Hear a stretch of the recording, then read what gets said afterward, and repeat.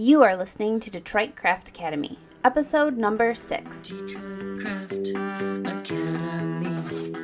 Detroit Crafts with Jody. Detroit Craft Academy.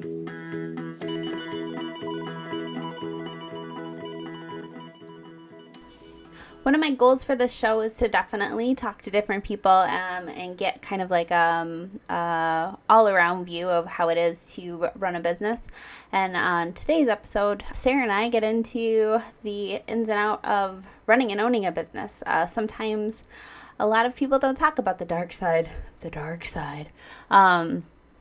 that's what we're going to be talking about today, getting to know Sarah and talking about business.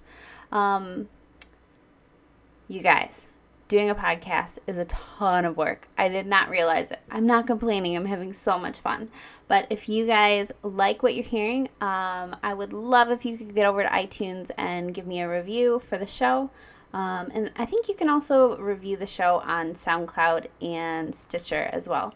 So if you don't mind, head on over to there and, let me know what you think. Or you can always drop me a line too. And I know this show is only coming out a few days before, but March 12th is the Rock Sugar wedding event. That was going to be happening over in Ferndale, Michigan at the Rust Belt. Rock Sugar is a local show featuring handmade items made by local artists and makers. If you'd like to find out more about the Rock Sugar Indie Wedding event, be sure to head on over to rocksugarevent.com where you can find out more about the vendors that will be at the event, and also you can get RSVP for tickets as well. I'll be over there slaying in some illustrations and showing some of my custom work off that I can do. So if you are planning a wedding or know somebody that is, let them know, or maybe we'll see you over there. And I hope that you guys enjoy the rest of the episode.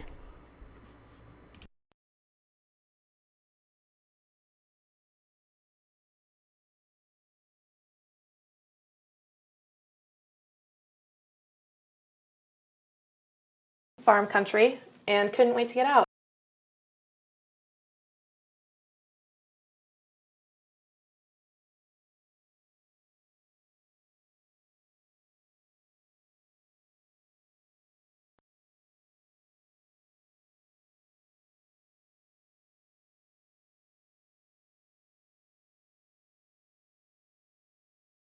I didn't know you went to Oxford. Yeah. Really? Yeah. Oh. Wait, okay. So undergrad where? Andrews. Where's that at? It's in Berrien Springs. It's a small school. It's actually a Seventh-day Adventist school.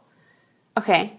But they had a really good art history program. And I got a scholarship. So Did you always want to do art, like when you were growing up? I wanted to be a pilot. Really? Yeah, I just wanted to get back out of Marcellus. I was like, what can I do to get out of here? For some reason, I can imagine you with like flight goggles on or something like that. Yeah, like I think I took my first flying lesson. I was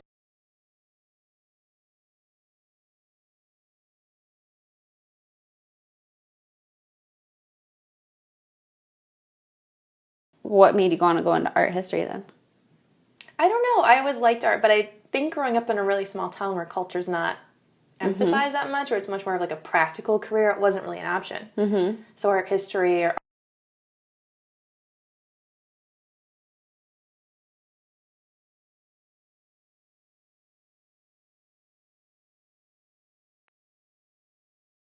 Okay, so then I moved to New York. Then you moved to Well, I moved back to Michigan, which was like a temporary ordeal because I thought maybe I could start a gallery or something in Kalamazoo and like make it. Mm-hmm. No, not so that much. Didn't happen. Yeah. And then I decided to move to New York, and I started out. I was working retail at the Met, and they hire internally first, so it was really good to just kind of like every week pop up to HR. So I worked with them for a while, and I ended up getting a curatorial fellowship at Bard Graduate Center, which is a sister institution. Okay. Worked on a show there, and then when that was over, I got a job at Zabriskie Gallery on 57th and Madison. And then I was there until I came back to Michigan. Doing that. Well, I was there for, I'd say, about 5 years the first time. Then I came back to Michigan and I went back again. Uh-huh. Well, then I came back to Michigan. Yeah. Okay. The long way home. The long way home? Yeah. Yeah. So what brought you, so you're originally from around the Kalamazoo area. Mm-hmm. What made you want to come to Detroit? Well, after my dad died, I wanted to be closer to home. Mm-hmm. And I couldn't go back to where I grew up. It was just too small, and it didn't have really anything that I wanted. So Detroit just seemed like a good compromise, which is kind of funny because I'd only ever been here to go to Tigers games as a kid. But I was like, yeah, there's an art institute, so I could totally work there. There's art there. It's a good enough place to be, and so here I came. So when you here for a year, and then I went back to New York because I was done with Detroit. So I was here for about a year the first time. Okay. And I was working at the DIA, and it was right before the whole millage thing. Oh, yeah. Okay. So our hours were cut, and it was kind of one of those situations like, hold out, because if the millage comes through, you'll still have a job. Mm-hmm. But I'm not good at really uncertain situations. So packed my suitcase and went back to was back there for about a year and a half. But one of my friends at the DIA had bought a house, and she's like, hey, you want to start your own business? You can come move over here, and we'll exchange work for rent. Came back here, thought, oh, this will be a year or two thing, build up my reputation and get some experience under my belt and go back to New York. Well, here we are. Yeah. 50 years. So when did you start sewing, and how? Right. So it kind of started when the art market took a real nosedive. Mm-hmm. So I started doing alterations for my coworkers. Was that in Detroit you started doing that?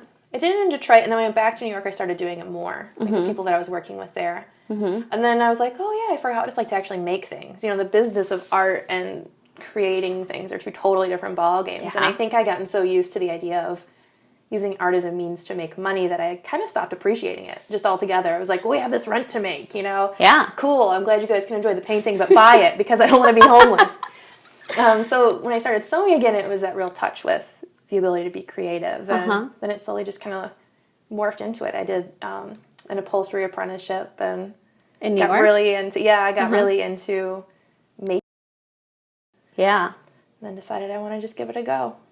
Yeah, that's like, it's awesome how like it just like sparks, like a little something sparks like that. Mm-hmm. So when you moved, so you were doing like basically freelance in New York then, and then decided to come back and try a go at running a business here? Yeah, so when I was in New York, I started working in galleries again, just because it's what I know and I knew people. Mm-hmm. And then I started working in a custom furniture showroom, and then I was like, I just think I can do this. I can't afford to do it in New York because it's way too expensive, but maybe if I go to Detroit. And then when my friend called, I was like, it's meant to be. I should just give it a shot. And left New York with a standing job offer to come back and do that kind of work. And I was like, I just got to perfect my skill. Yeah. Where did you start working when you came back to? When I came back here, my first job back here was at Quatrine Furniture in Birmingham, which is a custom. And with the idea that I would be able to build clients. Like, I'm not from here, so I didn't know a lot of people. And I was like, I can meet the right kind of clients. I can afford to hire me to do these jobs. And then I could just meet people. So I worked there for a while, and then I just... So where was the leap-off point? Like, at what point did you decide that you were going to step out on your own and start working for yourself? I was working there, and I was doing my own jobs, and the big shift was when I realized I was turning down jobs to keep my job at Quatrine because I didn't have the time. And so it was one of those, like, okay, you kind of have to just pull the trigger on this. Otherwise, you're going to be the person that's doing it in your free time forever. Is that something that you want? You know, like, the goal was just to meet people. It wasn't for it to be a career necessarily. It was a transitional thing. And so when it hit the point where I was turning down work to work there, I was like, okay. Yeah. And how long did it take you to make that decision? Oh, a long time. Yeah. Yeah, it's terrifying. It's terrifying to think that you're not going to have money coming in anymore. Yeah. And like, oh, cool, I have the next couple months because I have these clients that I've worked with, but what about after that? Yeah. You know, and then suddenly I'm just working out of my house. And yeah. I've always described that as like the feeling of jumping off a cliff, being blindfolded and not knowing when you're going to hit the ground. Oh, without a doubt. Yeah. And there's probably water down there somewhere. Yeah. Like, I don't know. This is how it feels to quit your job and start your own business. So when did William and Bonnie come into fruition? So that was 2014 was when it officially became William and Bonnie as we know it today. Okay. And why William and Bonnie? Why is it called William and Bonnie? William is my dad's name, and Bonnie's my aunt's name. Aw. Did you grow up? My Aunt Bonnie is pretty creative. But I would say she's the only one that ever... like my mom crocheted sometimes and like little things like that, but never really got into sewing or anything. But my aunt is the queen of making anything crafty, so... Yeah. She was always the one that would encourage it. So your family, were they pretty encouraging when you started your own business? I think they were supportive in as much as they could be because they knew that I didn't know what I was doing. Mm-hmm. But I think that them knowing me also knew that I'd probably figure it out. Yeah. Like I was going to have a couple of meltdowns and I was cry for a while. But, give me like 6 months or a year and I'd probably figure it out. So you go back and forth from France to Detroit quite a bit. What is the connection there, and how does that relate to what? Well, when I was in New York, I made a friend. I was teaching her English, and she, of course, did. And we decided all of those years ago that we should start a business together. Mm-hmm. Just because Americans love French things, and they'll pay stupid money for it. Mm-hmm. So we're like, hey, why not? Like, we can do that. So it's kind of morphed over the years in terms of, like, what we expect to do and what we hope to do. But right now there's a line that we're developing that will incorporate vintage French textiles. So handmade laces, trims, beadwork, all that sort of stuff. And that's going to be part of the garments that you guys... Are you guys creating garments together? Yep. So it'll be totally collaborative experience, and the whole idea of incorporating vintage with new and business than William and Bonnie. Yeah. So I guess it kind of ties together and it's separate, if that makes any sense. So obviously because we do garment production, it's something that'll be a big part of what I do at William and Bonnie. But I think that she brings a really unique idea and design element to it that's very different than William and Bonnie. Like, I'm very practical and I'm very minimal and simple, and Lou is very out there and creative and romantic and dreamy. So it's much more of that than anything you'll ever see coming directly from me. Yeah. That's seems like a very good mix of things too. Yeah, I'm the practical one. It's always like, okay, let's rein it in, right? So with what you do at William and Bonnie, like when William and Bonnie started, what was the goal with creating William and Bonnie? The goal was to work for myself because I'm really not good with other people. That's really like the core of it. Is that I really like working alone. So the ability to work alone, or largely alone, and be creative was something that was really appealing to me. And so I had only planned on doing very small scale, like always having a home workshop. Like that had kind of been a dream of mine for a long time, especially growing up on the west side of Michigan, where it's like all these pretty homes along the lake, and it's 2-story, and then the upstairs is where they live, and the downstairs is really quaint and cute, and that's where they work. And so that had kind of been my goal. It was just this very simple, like, live-work situation, and small pieces and custom work. But as time went on and my designers were growing, I recognized there was a need to grow with them. It's either grow with them or lose them. And I think it's really hard after you've built relationships over 3 years to say, okay, see ya. Yeah. Peace. Now I have to cultivate this whole new crop of clients. So that's when I decided to just go for it and expand and hire other sewers and also expand our services, like pattern making and other design elements, sourcing fabrics. So you offer a lot more than just sewing at William and Bonnie. Why don't you talk a little bit about what it is that you do over there? I guess I should backtrack a little bit. So I also have my cycling line, which is all American sourced fabrics and that sort of thing. At the Wheelhouse. And in doing that, I realized that as a designer, which is something that I'm not, and I wouldn't call myself that really, that there's this huge gap in the Midwest, really anywhere outside of New York and LA, for everything a designer needs, from everything from fabric sourcing to pattern making to photography and lookbooks. And so I decided to just kind of call all the people that I knew, all these creative people, and make a consulting. So we'd like to think that we have pretty much everybody on board that can help you every step along the design process way. So we work alongside a pattern maker, and she has her own business. So it's a lot of referrals back and forth. But in-house, we do all of the cut and sew production. So samples, limited production runs, some larger scale production runs, but try to be pretty flexible. So your cycling line is clothing that you made for cyclists that can be found at the Wheelhouse in Hamtramck, which is a bike shop. How did that begin? Well, let's see. My boyfriend Tony is an avid cyclist and short. So out of some sort of necessity, or like just because of his nagging, I ended up making him all these cycling clothes. And so he gives tours at the Wheelhouse, and everybody was asking where he got them. Like, oh, where'd you get those cycling pants? Or I was like, oh, my girlfriend, Sarah. And it got to the point that eventually the owner of the Wheelhouse is like, Sarah, would you be interested in doing a cycling line to sell here? Mm-hmm. And so we collaborated a little bit and came to be. And does the cycling line have its own name at all? It's just William. I'm not that creative. I'm like, all right, I got it's enough. It's like, I have like the names of some of my, like, I was thinking about calling the show Jody Lynn Rambles On. I love it. And I was just like, okay, it's going to be like Jody Lynn's Emporium of Doodles, Jody Lynn Rambles On, like. I love it. Except I want everything to not be my name. Like, I kind of want an empire, but no one knows where it's coming from. Yeah. And no, they perfect. trace it back and they're like, oh, wow. Need like a fake, like a pen name. I kind of always thought that would be a really fun thing to do. Just like have a pen name and like hide. I'd be a huge hide jerk. in the shadows. Oh, if I had a pen name, woo, let me tell you. What is your favorite thing about working for yourself? Essentially, just the fact I get to work for myself. Yeah. Yeah.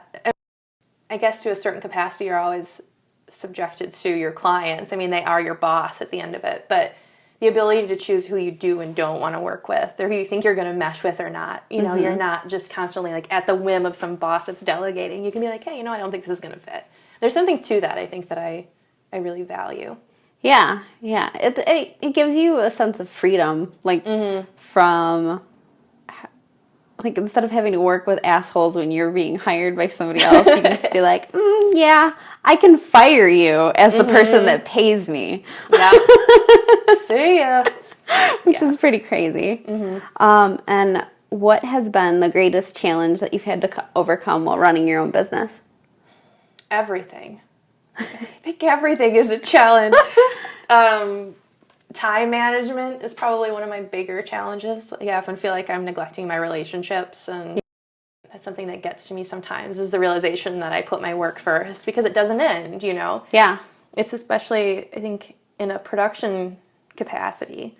It's like, remember when Newman breaks down on Seinfeld because the mail never stops? That's pretty much it. It's the same thing, which is a good thing because, business is going well, but it's a bad thing because there's always something to do. Yeah. And so taking time to relax and make time for things that matter is, I would say that's my biggest obstacle. Yeah, no, I totally feel that way too. Just like even last year, I probably did like 2 or 3 craft fairs a month last year, and I was always on the road and always having to like make more stuff to keep up.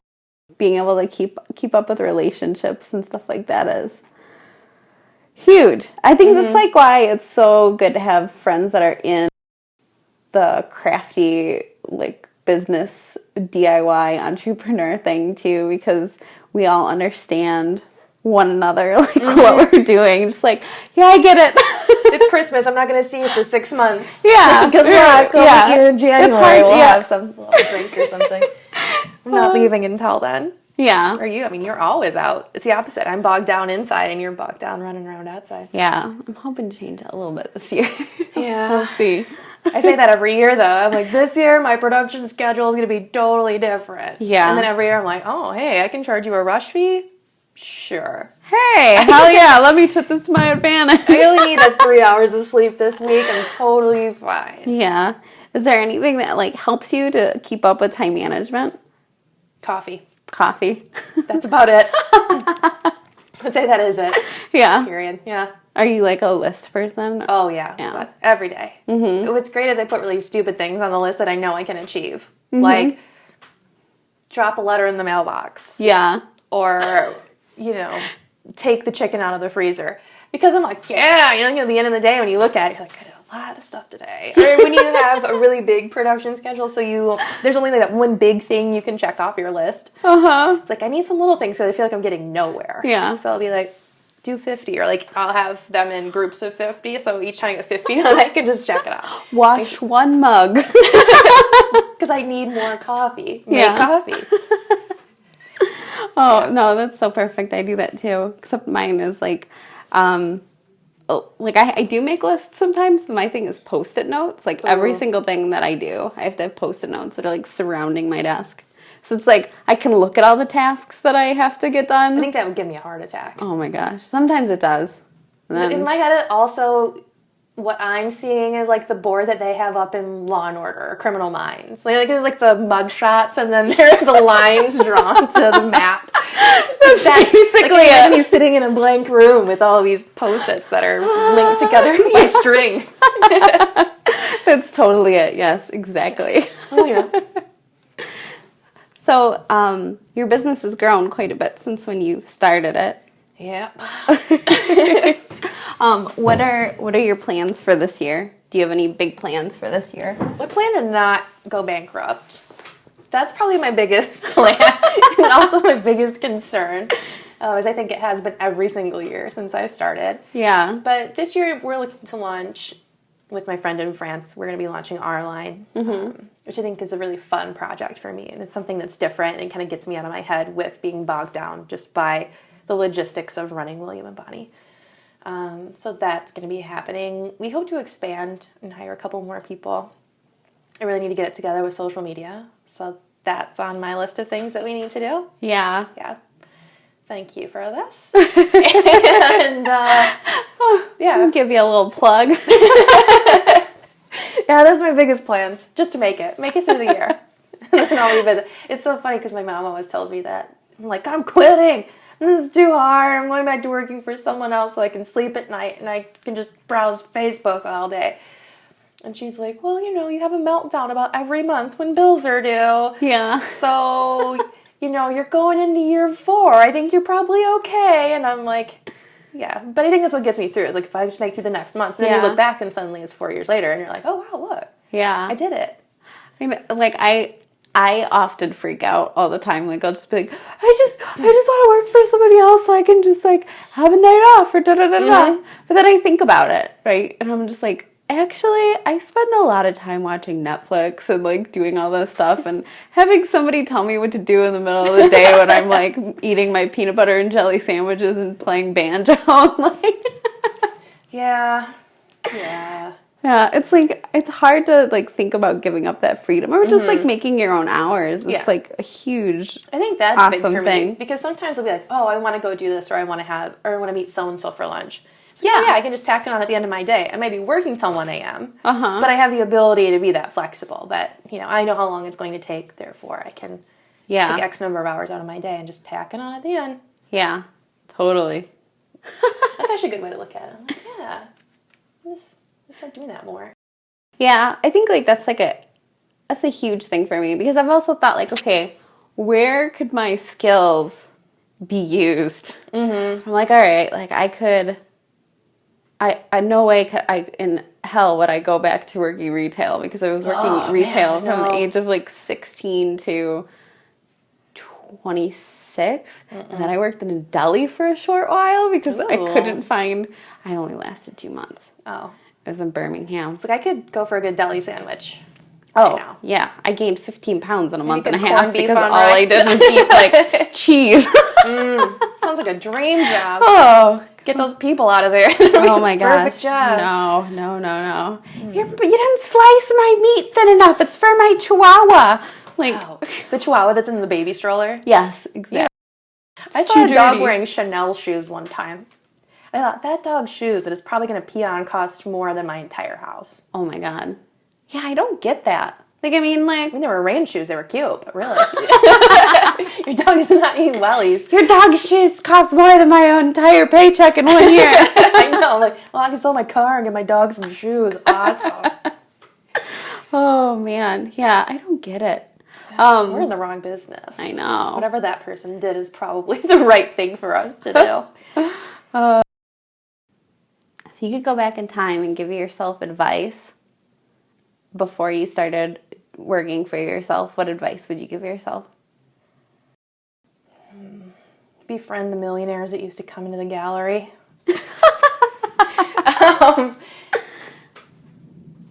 I don't know. Part of me would say to do more research and develop a better plan. But at the same time, I think that starting your business is one of those things that you can plan for 30 years and come up with the most perfect plan, and it's not going to matter. Yeah. You know, like I could find so many excuses to not start. I think that what I just needed to do was start. Yeah. And then just keep plugging along. Yeah. You know? Yeah, it's like it's never the perfect time to start a business. Mm-mm. It's kind of like for the market, or maybe if I just build these contacts, Yeah. or if I network here first, it'll be more sustainable, or if I have a better plan, or if I have better financing options, or whatever, you know? It can always be better. Yeah. So I don't know. Yeah. It's just like, you know, like in my 30s and everyone else around me is having kids and babies and getting married and stuff. And I'm just like, you know, everyone's like, well, it's never a perfect time to have a kid, blah, blah, blah, blah, blah. I'm like, well, actually, it's never a perfect time to have a business. So my business is my baby, bitches. What? And I'm still up half the night with it. Like that. You're not the only one losing sleep. I'm up all night with my baby for 5 years. Oh, just never leave me alone. Never. Oh, my goodness. Was sewing something that you did growing up? Like, Yeah. How did you get into...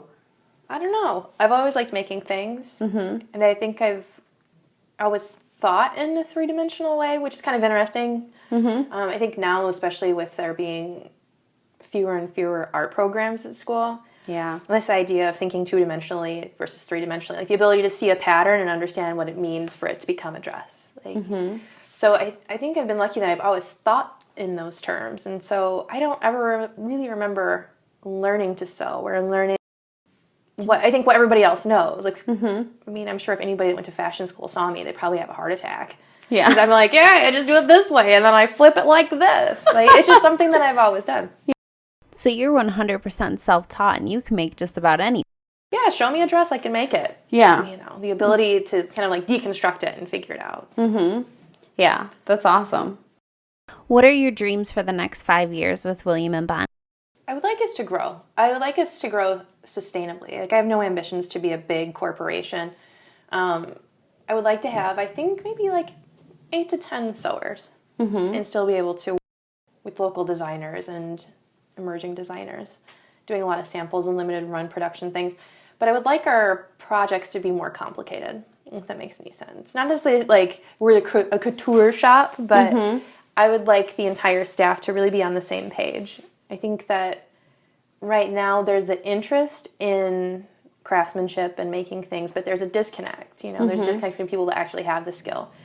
And so even with the sewers that I have, the skill is there, but the experience isn't. So I would hope that in the next 5 years that skill can translate and grow, you know, and there's a confidence that comes with that, and we can broaden what we can offer to our clients.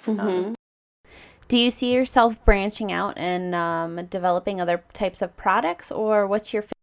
I like garments. But they're also really difficult. I mean, they're tricky. And I think with us especially, you know, we're a custom workroom, so it's not like we're doing the same thing over and over and over again, where it's like, okay, we only do men's shirts and we only do pants.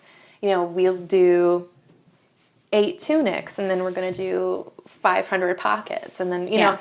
So I think there's really a need for us to be able to be diverse in our skills and confident in our skills. And I would hope that in the next 5 years, we're to the point where we're like, yeah, we can do all of these things. You know, we can do jackets, we can do, you know, because right now there are a couple of us that specialize in different things, but I would love for all of us to be on that same page and really be able to offer like a really well-rounded wheelhouse of apparel. Yeah. Would you think about buying a building or something like that to... I would think about it. It depends what comes up. This is our first year being out of the whole like homework situation and having a storefront and all of that. So, you know, we'll see how it goes. I think one of the best things that anyone said to me is to remember that your business is it's never going to be what you thought it would be. Mm-hmm. And even in the few months that we've been in the new space, that couldn't be more true. Yeah. It's just like, oh yeah, we're going to like jump into this and I had these clients. And then you recognize like, oh, my sewers have these abilities. Or we can only do this timeline, or well, this production schedule doesn't work, or we have to revisit this and work these out. So, we'll see. We'll see like where our strengths are and what the demand is for, and kind of follow it. Yeah.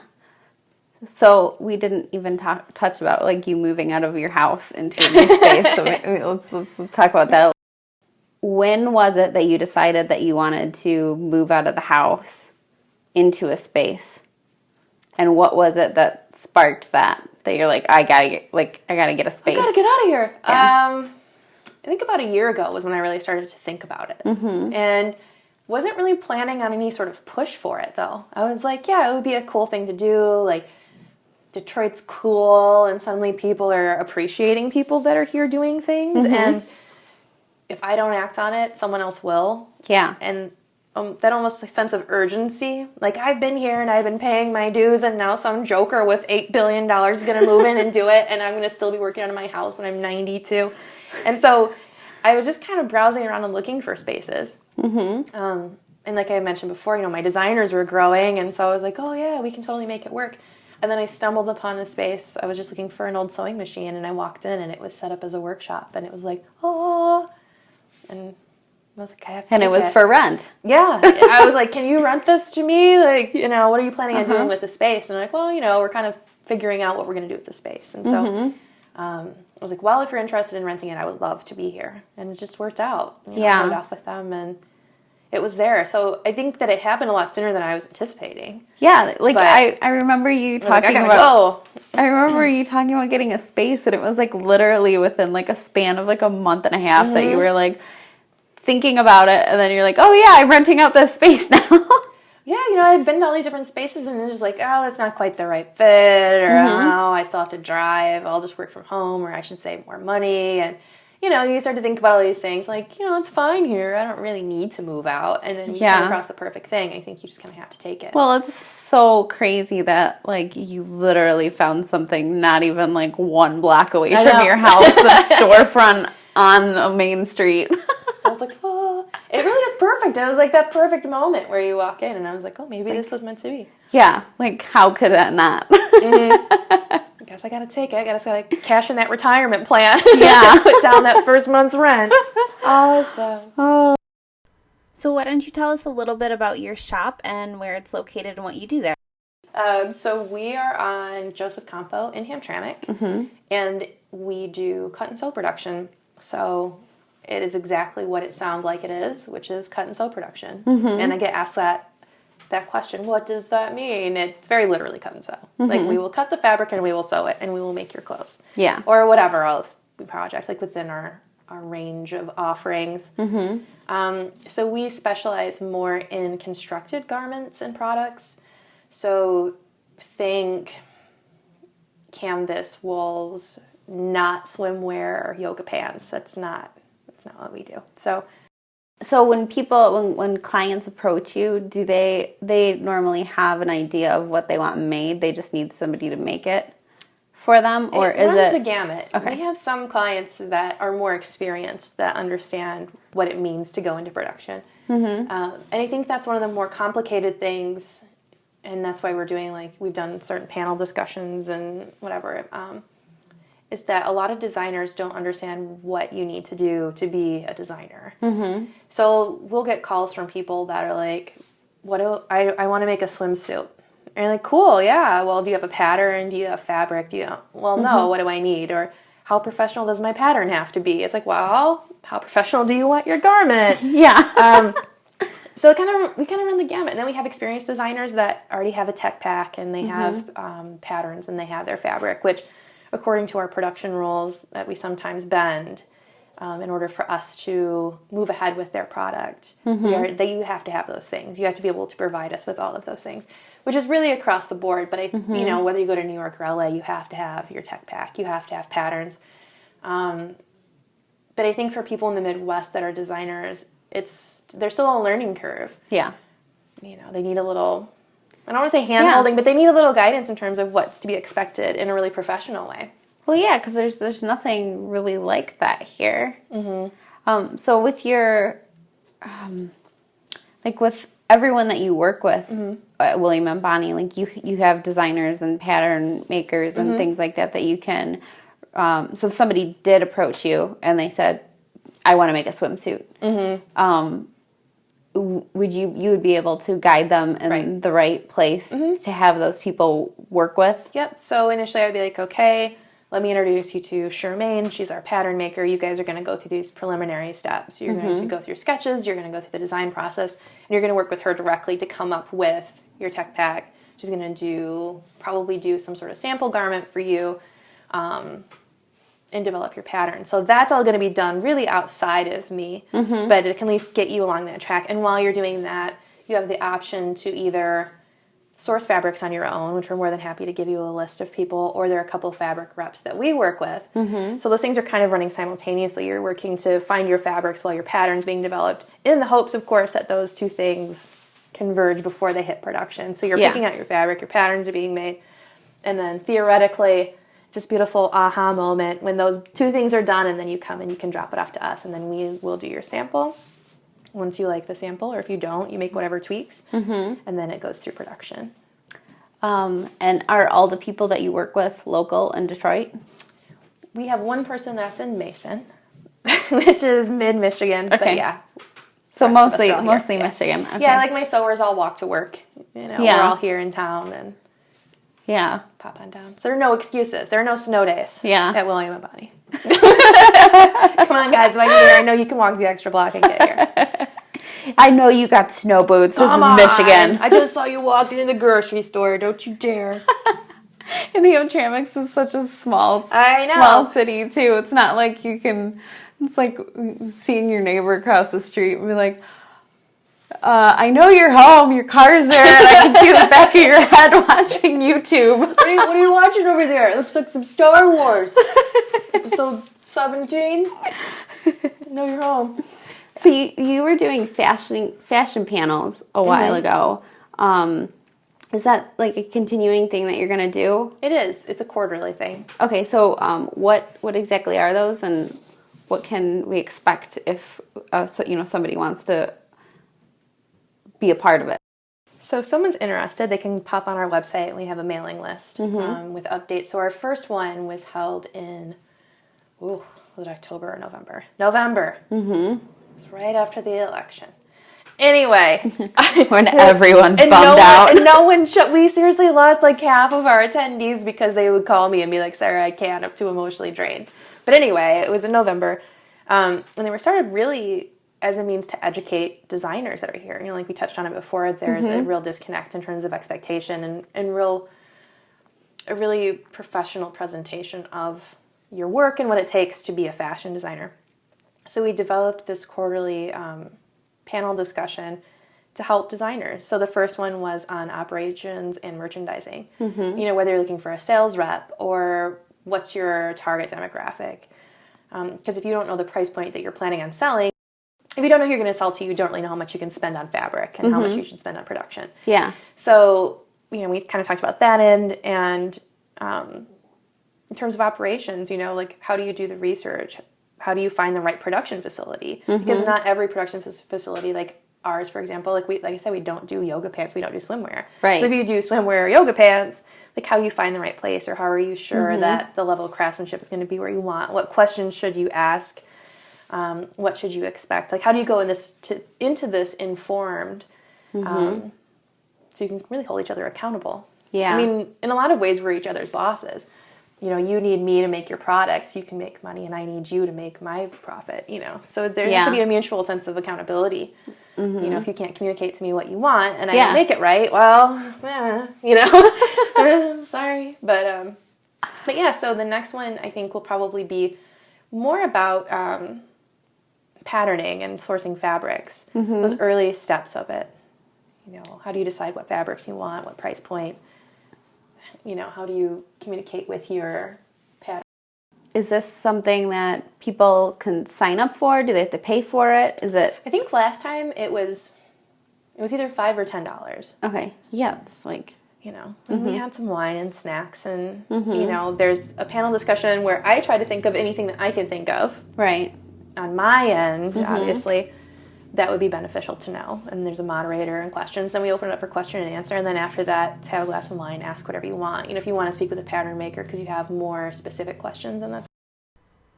So in the past, you've kind of been a ringleader locally for local entrepreneurial workshops and things like that. Is that something that you plan on continuing? I know at one point, and I was a part of this, we had local women's meetup.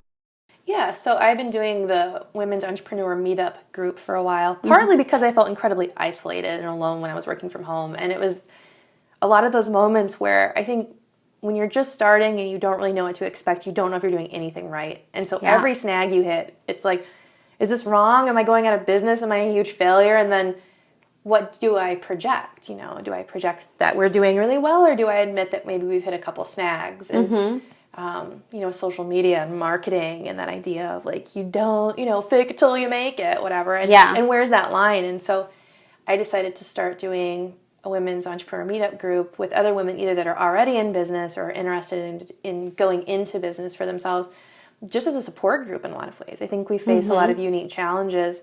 Yeah. And it's really encouraging when you're telling someone something. They're like talking to you, you know, where we both make things, and it's like, I had this guy, and then he changed it 15 times, and then I tried to charge him more, and he doesn't want to do it, and like, should I have said something earlier? You know, like all of these insecurities that you have, and be able to voice that or learn from somebody that's already gone through them. So I would like to start doing them again, you know, kind of hit a wall. I'm going to blame it on winter and the holidays, but really it's because I had just moved spaces, and I got really overwhelmed and tired. I like the winter idea. But we're going to just say, Michigan winters. Woo! Yeah. Michigan winters. Yeah, the 70-degree 70 degrees in February. We'll pick it back up the next month or two. I was just thinking about that the other day, actually. I was like, you know, I really miss those. Yeah, that was a lot of fun. So I've been thinking a lot about fear lately and how sometimes that can actually be a setback because it gets in the way of things.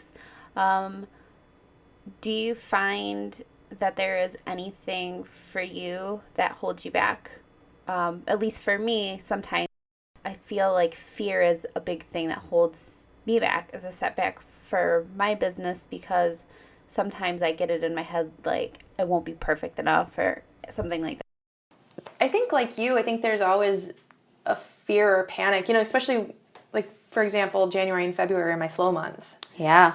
And it's just dead as Dillinger out there. And you think, oh, what have I done? And you can see in the bank, you know, you look at your statement, you're like, oh, I can get this many days, or this is how long we can do this with nothing coming in.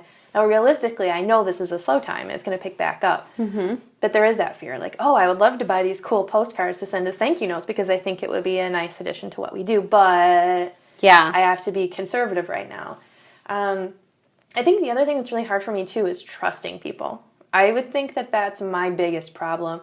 I think when you've worked really hard for something and it's been just you, you know how you would handle it. So if a client calls me, I know how I would talk to them, or I know how I could explain things to them. So if I delegate that and I have a secretary and she answers it differently, then I'm like, whoa, whoa, whoa. Yeah. I don't know. Or even with sewing, like my expectation is here because this is what I've always done and that's how people know me. Like I've never paid for advertising.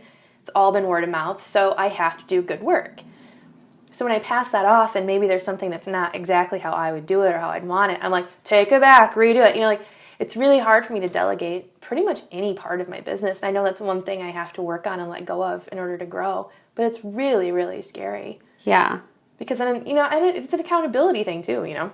Yeah, it is. If I mess it up, I mess it up. I can admit that. But if somebody else messes it up, you still have to take the heat because it's your business. Yeah. So you're the one that kind of is walking with your tail between your legs and be like, so I'm sorry that we cut this fabric wrong. Yeah. And I know I should have paid closer attention. And you can't really throw your employee under the bus. And at the end of the day, it's your business, you know? Yeah, and it's kind of like, it's like loosening up your control a little bit, too, on the things, which I can very much relate to that. Because even just like something as simple as packaging products, like when I make prints and like package prints, like I even have a hard time like letting go of doing that because like, you know, the seal might be crooked or just can you trim that thread close enough? Because I know you cut it, but I kind of want to go over it again. Yeah. Like I'm that guy that, okay, you told me the job's done, but I'm going to go over to make sure it's really done. Yeah. And it's done the way that I want. It's hard. Perfection. I'm always like, that line could be more perfect. Or, you know, and I think too, similar to you, like when you work in a certain industry, you know what to expect. So when I'm looking at other clothes, I'm like, oh, someone didn't trim that thread, or someone didn't serge that right, or this line isn't straight. You know, like I see those things and I see it in everything. And so when I make a product, I see it. And I'm like, send it back, I see it. And then you realize like, oh, it's a 1/16 of an inch off. A vast majority of Americans don't even know what an inch is, let alone a 1/16 of an inch. So they're really going to notice that that one stitch is higher than the other ones, or are they just going to see it as a finished product, be like, okay, cool, yeah, and then toss it with the rest of the stuff they have.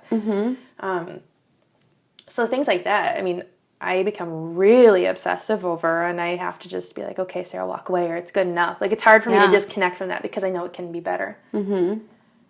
How has your view of, like, fashion changed since you've started your own business? Well, I dress like a hobo now. I never take time to do anything that's mine, so I essentially I would disagree. I feel like you're very well put together all the time. In my 3 outfits that I own. I don't buy anything. I think that's really been one of the biggest shifts that I've had.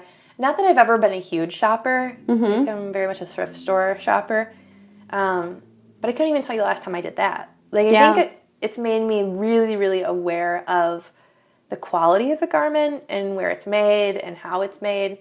So I've definitely changed the way that I buy things or the way that I look at things. Yeah. Do you have like rules that you follow when you buy things now?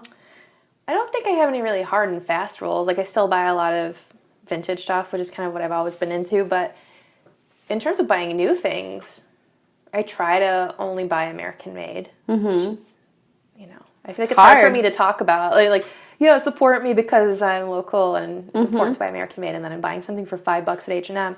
So I've been really making a conscious effort to follow those rules and to do the research and make sure that even though it's American made, it's not American made in a sweatshop in a basement in Brooklyn. You know, like understanding that there has to be an accountability to what you're buying and doing your research.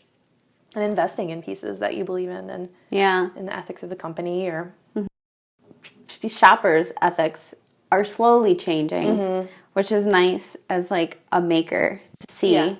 Because like I feel like, you know, we grew up in like the late 80s, 90s where it was like, oh, your shirt's got a hole in it. Here, let's go buy you 10 new ones that will like last you a week. And it's like getting out of that mindset. You know, children of baby boomers. Well, it's hard. I think, well, at least personally speaking, it's hard when you have a business because you always end up putting everything you have back into the business. Like, I never paid myself a salary. It's like, oh, yeah, I could put it towards this, or we could use this machine, or whatever. And maybe someday that's something that'll happen. I'll have a really awesome shop. I don't know. But I think there's, with me, the constant back and forth of a good deal. Yeah. Because it's like, oh, I'm poor because I'm putting all my money into my business. And so I'm employing people locally and I'm doing all these things that are right. But because of that, I don't have any money. So I should just buy this $5 shirt. But then the other part of me as the business owner that makes garments is like, no, do you know, like, the conditions that this person had to work in order to get that $5 shirt? So you're constantly pulled between those two things. So I just find myself not buying anything. Yeah. You're like, I just can't do it. Like, I can't pull the trigger. Like, I wish I had $300 to buy that really awesome dress that's made in South Carolina, but I have payroll, you know. So there's that constant back and forth and where I'm like, So do you have a favorite book right now? In all your downtime? In all of my downtime, I've really just been reading it all, so it's hard for me to narrow it down.